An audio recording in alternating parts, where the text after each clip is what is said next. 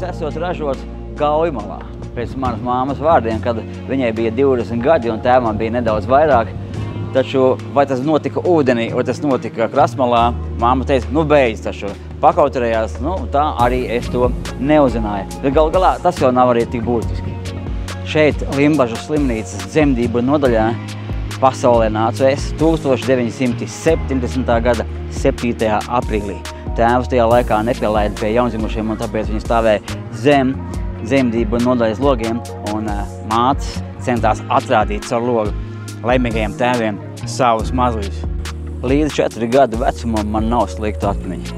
Šī ir māja, kurā es dzīvoju kopā ar savu mammu un kopā ar savu tēti. 4 gadu vecumā jau mācēju lasīt, un pirmā mana grāmata, ko es izlasīju, bija Kā zaķītis ciemos gāja. Vēlāk jau, kad man bija jāiet bērndārzā, tad mani ielika vecākajā grupā, kaut arī es vēl pēc vecuma tam neatbildu, un arī tur man nebija interesanti, jo es jau mācēju lasīt un daudz ko zināju vairāk nekā jau vecākie bērni. Tāpat šeit bija mans suns Dazis, kurš man vienmēr sēdēja blakus ratiņiem, sargāja mani, kurš nodzīvoja 17 gadus kopumā. Un arī reiz, kad es biju noklīdis šeit netālu ir ezers, māja ir pie upītes, kad es biju noklīdis, tad tieši Dazis, mans suns, bija tas, kurš kādam onkulim parādīja atpakaļ ceļu uz mājām, un es tiku atvests. Jā, es dodos pie tēva kapa.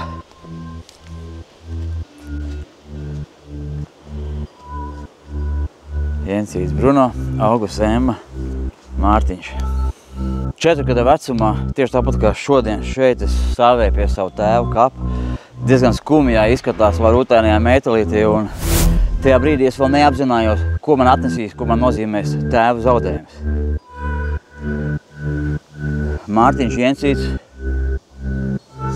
1941, 1975. gads. Gadi, atmiņas un mīlu glabā. Manā dzīvē ienāca patēvs, ar ko man bija ļoti saspīlētas attiecības. Kā rezultātā man vairāk sirds vilka ārpus ģimenes nekā uzturēties ģimenē, kas arī ir viens no būtiskākajiem iemesliem, kāpēc man dzīve izvērtās tā, kā viņa izvērtās. Arī alkohola atkarība, tieksme pēc aprebināšanām vielām ļoti iespējami bija mantot.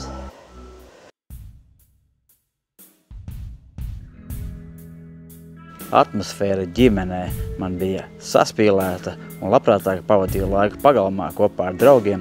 Man bija noliegts, kā katram normālam bērnam, atstāt pagalmu, taču, kad māte jautāja, kur es biju, jo es šos aizliegumus, protams, pārkāpu, es meloju, lūk, aiz šīs te mājas sienas. Tu mani no logiem vienkārši neredzēji.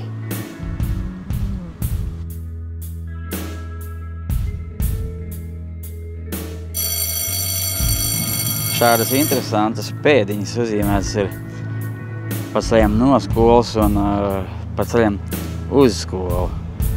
Tieši tāpat arī es uz skolu nācu. Un no skolas devos arī mājās. Limbažu valsts ģimnāzija, kādreiz Limbažu pirmā vidusskola. Gan pamatskolā, gan arī vidusskolā mācījos slikti. Man nebija liela interese par mācībām. Mācījos sporta klasē, treniņi 2 reizes dienā, kas ir ļoti apsveicami, taču mani draugi bija visi interesanti, bet no nepilnīgām ģimenēm, tieši tāpat kā es.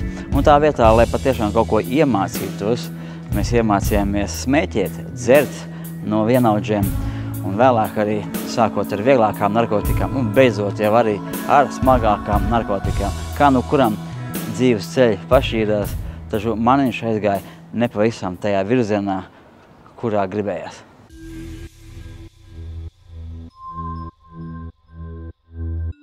Šī ir kādreizējā Limbažu milicijas ēka. Tieši par šīm durvīm. No otras puses no ielas man ieveda un par šejieni izveda, un es nonācu šeit milicijas cietumā. Šeit es biju biežs viesis, jo man bija nepārvarama tieksme pēc apriebināšanām vielām, pēc alkohola, pēc iesākumā vieglām narkotikām. Un tieši no šejienes mani transportēja vēlāk arī uz citām, daudz nopietnākām ieslodzījuma vietām. Šī ir Jūras iela. Tajā laikā Ļoti reti bija kāds normāls iemesls, lai es dotos uz centru, jo visbiežāk tas bija narkotiku un alkoholu meklējumu, lai uzlāpītu paģirus kopā ar saviem draugiem. Reiz šeit ejot, kunga dūšā, es skaļā balsī saucu: Dievs, tevis nav! Interesanti, ar ko es sarunājos, ja viņi nav. Vagonu parka gājēju tilts. Rīgas centrāls cietums. Šīs sliedas es varēju 1992. gadā vērot tikai caur cietumu logu.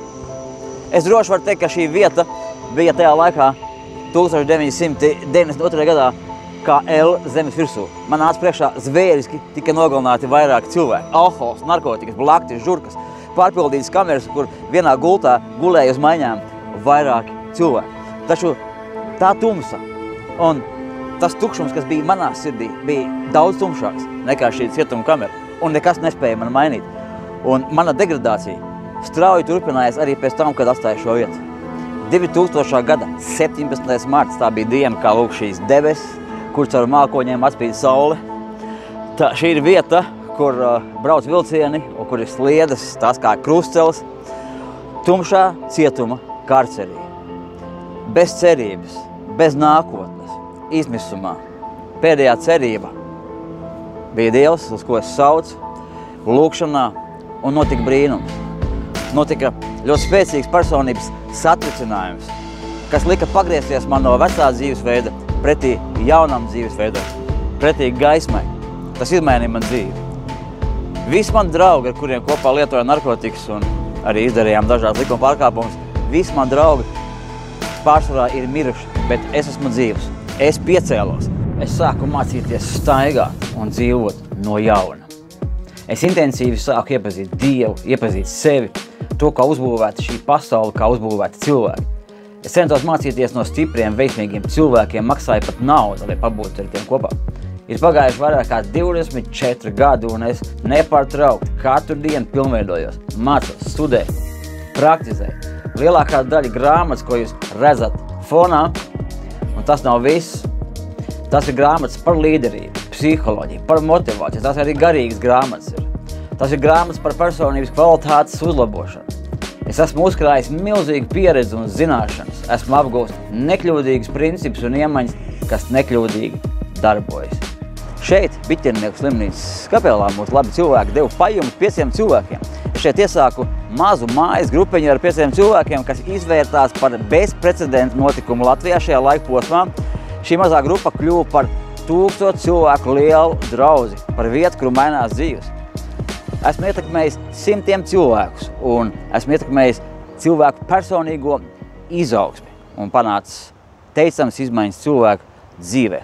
Es negaidīju, kad Dievs no debesīm metīs savus labumus un ka tikai ar lūkšanas palīdzību vien var kaut kas mainīties, ka mums ir pašiem sava atbildība. Un es organizēju dažādas protestus un akcijas, ģimenes vērtību un dažādu citu veidu pasākumus, kas pulcēja simtiem un tūkstošiem cilvēkus. Un vislielākais pasākums šāda veida manis paši organizēts kopā ar saviem dombiedriem bija Tautas lūkšanas sapulce Latvijas 100 gadu 2018. gadā Skonto hallē, kas piepildīja visu futbola laukumu ar tūkstošiem cilvēku. Un aiz manis var redzēt uzrakstu Latvijas Republikas Saima. Tā ir vieta, kur gadu pirms tā lielā notikuma, kad mani ievēlēja, es nostājos, uztaisīju selfiju un publicēju sociālos tīklos.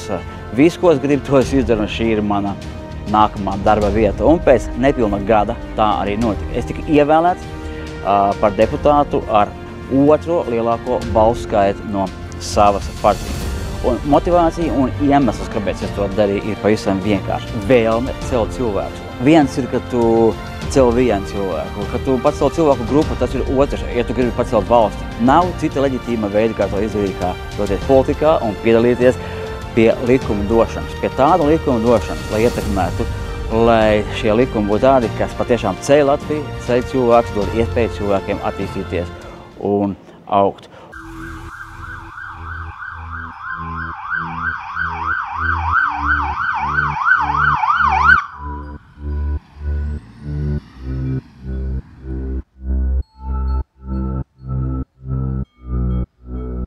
2023. gada decembrī īsi pirms Ziemassvētkiem.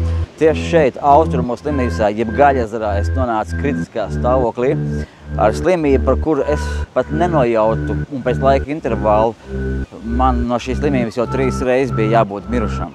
Šeit, turoties pie sienām, lai spērtu kaut dažus solīšus, kritiskā stāvoklī, tomēr iekšēji es dzīvoju un sapņoju, un tieši šeit piedzima projekts, kurš atnesīs daudziem cilvēkiem iespēju pacelties, iespēju iegūt finansiālu brīvību, iespēju dzīvot pilnvērtīgu dzīvi. Projekts, kurš saucās Miljonāru klubs. Es piecēlos. Es atrodos Latvijas Republikas Saeimas bibliotekā ar daudz skaistām, labām grāmatām, bez kurām es nevaru iedzīvoties savu dzīvi. Rokās man ir žurnāls Miljonārs. Un miljonārs nav tikai tas cilvēks, kurš ir nopelnījis naudas izteiksmē miljonu, bet gan cilvēks ar miljonāra domāšanu, kurš ir spējīgs dzīvot pilnvērtīgu, laimīgu dzīvi un palīdzēt dzīvot un celties arī citiem. Gan arī vienmēr paralēli manai garīgai kalpošanai man ir bijusi ļoti spēcīga deksme un vēlme palīdzēt cilvēkiem celties ne tikai garīgi, bet arī kā personības, motivēt, celt. Un rezultātā esmu ar gadu ilgu darbu, manā darba rezultātā ir pacēlušies daudz cilvēku, kas ir ieguvuši finansiālu neatkarību, kas ir kļuvuši par spēcīgām personībām. Un ir pienācis brīdis, kad tīri dabiski tika nodalīta garīgā kalpošana no motivācijas, jeb coachinga, jeb personības treniņiem. Un tā tapa šis projekts Miljonāru klubs. Vieni brauc kalnos, lai baudītu ainavas, citi veselības dēļ, citi vienkārši, lai sasniegtu jaunas virsotnes.